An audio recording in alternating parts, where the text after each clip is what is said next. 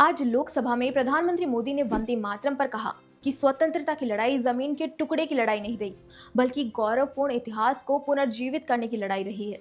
और इससे मुझे याद आता है कि कैसे वंदे मातरम की प्रेरणा से 50 और देशों को इंडिपेंडेंस मिली। चौंकिए मत, मैं जिसकी बात कर रही हूँ वो है राइट टू सेल्फ डिटर्मिनेशन का सिद्धांत, जो संयुक्त राष्ट्र चार्टर में शामिल है। लेकिन क्या आपको पता है कि इस अधिकार को सबसे पहले दुनिया के सामने रखने वाला देश कोई पश्चिमी देश नहीं, बल्कि हमारा भारत था, और वो भी संयुक्त राष्ट्र के जन्म से पूरे 70 साल पहले। राइट टू सेल्फ डिटर्मिनेशन के प्रिंसिपल पर आप गौर करें तो समझ आएगा कि ये बातें तो वंदे मातरम ने पहले ही बता दी हैं, और भारत को वेस्ट क्रेडिट देना भले ही भूल गया हो, पर राइट टू सेल्फ डिटर्मिनेशन का रास्ता वंदे मातरम से होकर ही गुजरता है। संयुक्त राष्ट्र के अनुसार राइट टू सेल्फ डिटर्मिनेशन कहता है कि हर व्यक्ति को यह हक है कि वह बिना किसी बाहरी दबाव के अपना राजनीतिक भविष्य खुद तय करे और अपनी आर्थिक, सामाजिक और सांस्कृतिक प्रगति का रास्ता चुन ले। इसी प्रिंसिपल पर अफ्रीका, एशिया और साउथ अमेरिका में यूरोप की कई कॉलोनीज को स्वतंत्र किया गया। लेकिन जो बात यूएन ने 1945 में कही, उसके 70 साल पहले 1875 में बंकिम चंद्र चट्टोपाध्याय ने बंग दर्शन पत्रिका में वंदे मातरम लिखकर कह दी।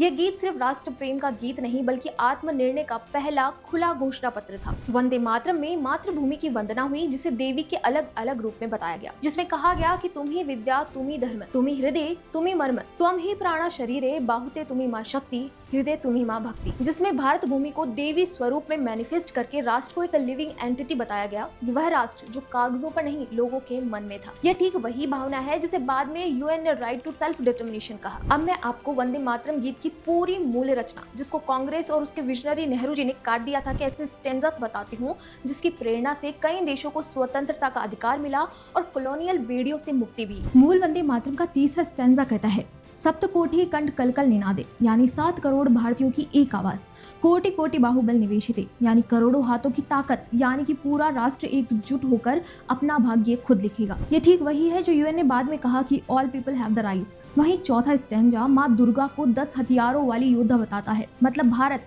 पहले से ही सशस्त्र, स्वतंत्र और शक्तिशाली है।